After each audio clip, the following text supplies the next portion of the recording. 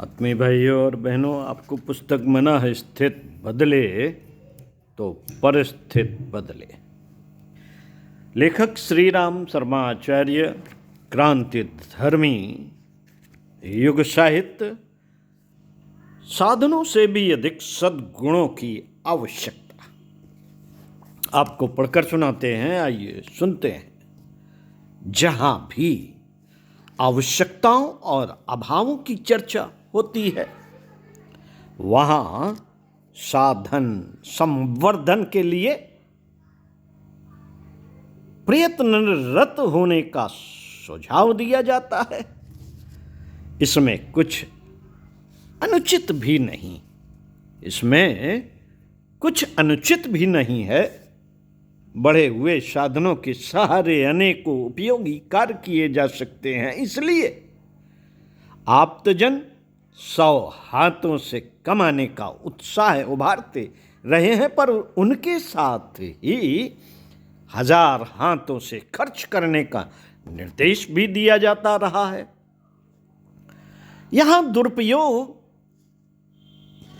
कर गुजरने के लिए नहीं, वरन सदाशयता भरे प्रगतिशील प्रयोजनों के लिए उस उपार्जन को नियोजित करने के लिए प्रोत्साहन दिया गया है। वैसा अनावश्यक संचय न किया जाए, जिसकी परिणति आमतौर से दुर्व्यसनों के लिए होती है। जो ईर्ष्या उभरती है और दूसरों को भी उसी अवांछनीय मार्ग पर चल पड़ने के लिए बरगलाती है। पारा पचता नहीं मित्रों, पारा पचता नहीं है। वह शरीर के विभिन्न अंगों में से फूट फूट कर निकलता है। इसी प्रकार अनावश्यक और बिना परिश्रम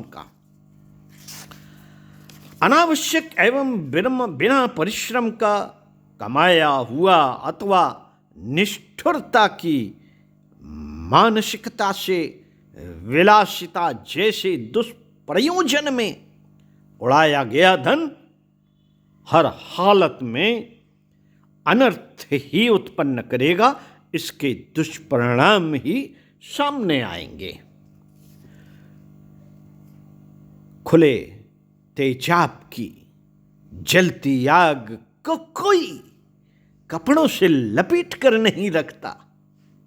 खुले तेजाब को जलती आग को खुले तेजाब की जलती आग को कोई कपड़े से लपेट कर नहीं रखता।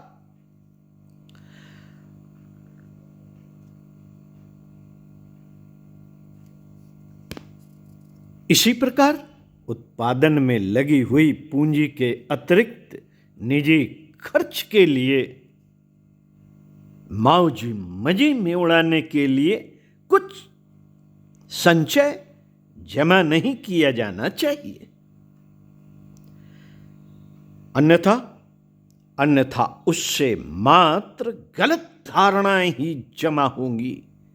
गलत धारणाएं, परंपराएं ही जमा होंगी। अमीरों की संतानें आमतौर से आराम तलब, निकम्मी और दुर्गुणी ही देखी गई हैं।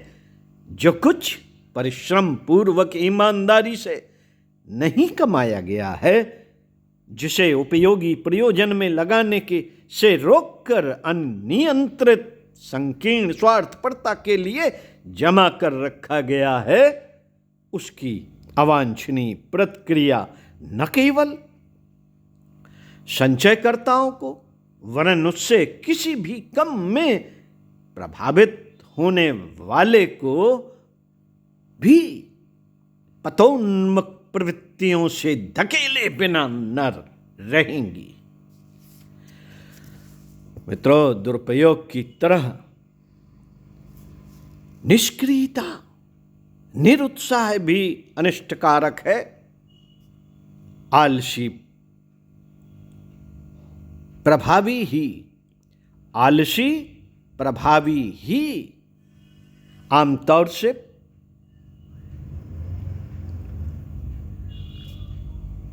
दरिद्र पाए जाते हैं। उत्साह का अभाव ही उन्हें शिक्षा से वंचित रखता है। सभ्यता के अनुशासन को अभ्यास में न उतार पाने के कारण ही लोग अनगढ़ और पिछड़ी स्थिति में पड़े रहते हैं। यदि उनके इन दोष दुर्गुणों को घटाया जा सके तो इतने भर से किसी प्रतिभा में नया उभार जा सकता है और उस दरिद्रता से छुटकारा मिल सकता है जिसके कारण कि आए दिन अभावों, असंतोषों और अपमानों का दबाव सहना पड़ता है। कहनों को तो यूं भी कहा जाता है कि अभावग्रस्त परिस्थितियों के कारण मनुष्य को त्रास सहने पड़ते हैं, पर गंभीरता के साथ निरीक्षण परीक्षण करने पर तो दूसरी ही बात सामने आती है। व्यक्तित्व की गहराई में घुसी हुई अवांछनीयताओं के कारण ही मनुष्य गई गुजरी परिस्थितियों में पड़ा रहता है। श्रमिकों में कितनी ही अच्छी कमाई करते हुए भी देखे जाते हैं, पर उनको आपस में नशेबाजी, जुआ, आवारागर्दी जैसी कितनी ही बुरी आदतें जुड़ जाती हैं। जो कमाते हैं मित्रों, जो कमाते हैं उसे गंवा देते हैं और अभावों की शिकायत करते हुए ही जिंदगी गुजारते हैं। उनका परिवार भी इसी अनौचित्य की चक्की में पिसता और बर्बाद होता रहता है। बात श्रमिकों तक ही सीमित नहीं है, वह श्रमिकों के ऊपर और भी अधिक स्पष्ट रूप से लागू होती है। दुरुपयोग उन्हें भी दुर्व्यसनी बनाता ही है। अपव्यय के रहते किसी के पास खुशहाली रह सकेगी या उसके माध्यम से उपयोगी प्रगति संभव हो सकेगी, इसकी आशा अपेक्षा नहीं करनी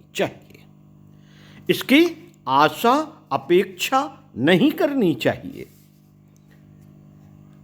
साथियों, श्रमिकों की, धनिकों की, विद्वानों की, समर्थों की, कलाकारों की अपने देश में कमी नहीं। देश में गरीब और अशिक्षितों का बाहुल्य होते हुए भी प्रतिभावानों का इतना बड़ा वर्ग मौजूद है जो अपने साधनों को सर्वतोमुखी प्रगतिशीलता के लिए नियोजित कर सके, तो उतने भर से ही उत्थान, उत्कर्ष और अभ्युदय का वातावरण देखते देखते बन सकता है। महापुरुषों का आकलन दो ही अक्षरों पर होता है। एक तो उनने समर्थता अर्जन के लिए कठोर प्रयत्न किया है, दूसरा उन उपलब्धियों को उदारतापूर्वक प्रगतिशीलता के पक्षधर सत्प्रयोजनों के लिए नियोजित कर दिया होता है। यह भी कदम उठाने पर कोई महामानवों की पंक्ति में बैठ सकने की स्थिति में पहुंच जाता है। ऐसे लोगों का बाहुल्य जिस भी समुदाय में, क्षेत्र में होगा, वहां न सौहार्द की कमी रहेगी, न समर्थता की, न प्रगतिशीलता की।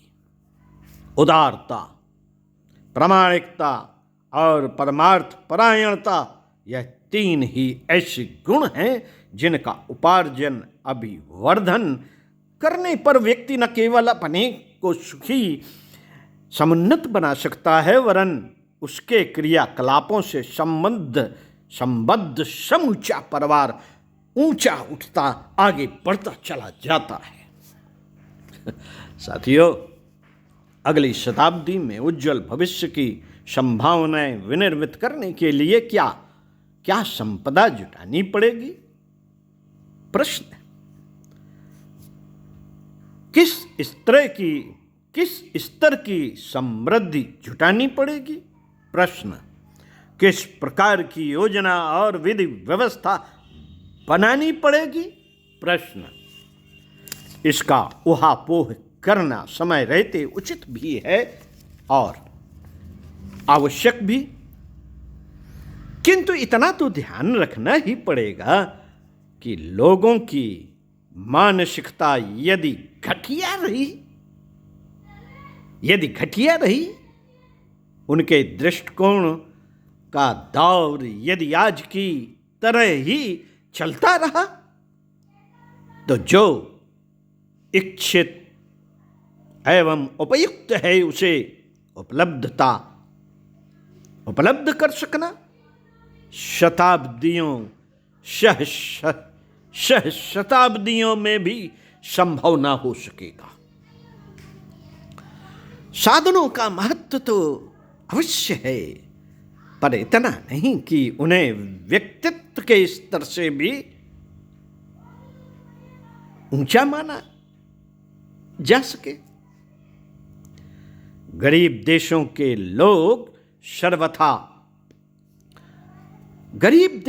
लोग सर्वथा निकम्मे ही रहते हैं, ऐसी बात तो नहीं है। शरीर संरचना भी उनकी एक जैसी ही होती है, कई तो उसमें से शिथिल और समर्थ भी रहते हैं। इतने पर भी गई गुजरी परिस्थितियां उनका पीछा नहीं छोड़ती। अभावों, कष्टों, विद्रोहों और संकटों का माहौल कहीं न कहीं से आ ही सकता है, आ ही धमकता है। व्यक्तित्व की गरिमा संपन्न बना सकने में अड़ा रहने वाला अवरोध ही प्रधान इसका कारण होता है। व्यक्तित्व की गरिमा संपन्न बना सकने में अड़ा रहने वाला अवरोध ही प्रधान इसका कारण होता है। इसके कारण या तो वे अभीष्ट अर्जन उत्पादन कर ही नहीं पाते, या फिर से उसे स्वार्थता, अस्त व्यस्तता की जागरण ऐसे ही गमा उड़ा देते हैं। मित्रों, इसके ठीक विपरीत यह भी पाया गया है कि साधु, सज्जन, सद्गुणी, सेवाभावी लोग नगण्य साधनों से सदाशयता की रीत नीत अपनाए हुए हंसता हंसाता और खिलता खिलाता जीवन जी लेते हैं। उन्हीं परिस्थितियों में न केवल स्वयं को वरन अन्य पिछड़े हुओं को भी ऊंचा उठाने, आगे बढ़ाने में समर्थ होते हैं। ऐसे ही आदर्शवादी शालीनता संपन्नों को अपना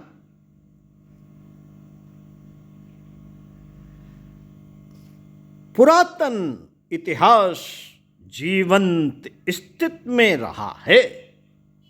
पुरातन इतिहास जीवंत स्थिति में रहा है। वह साधु, ब्राह्मण, वानप्रस्थ, परिव्राजकों का समुदाय न केवल अपने देशवासियों का स्तर असाधारण रूप से ऊंचा उठाने में समर्थ हुआ था, वरन उन्हीं मुट्ठी भर लोगों ने देश देशांतरों में प्रगतिशीलता का, सर्वतोमुखी सुसंपन्नता का, सुसंस्कारिता का वातावरण बना के रख दिया था। गरीबी किसी के मार्ग में बाधक नहीं होती, मात्र कुपात्रता ही उसकी आड़ में छिपकर सर्वत्र गंदगी फैलाती और पतन पराभव का माहौल बनाती रहती है। श्री राम शर्मा आचार्य अगले वीडियो में पढ़कर सुनाएंगे आपको। उदारता अपनाई ही जाए। ओम।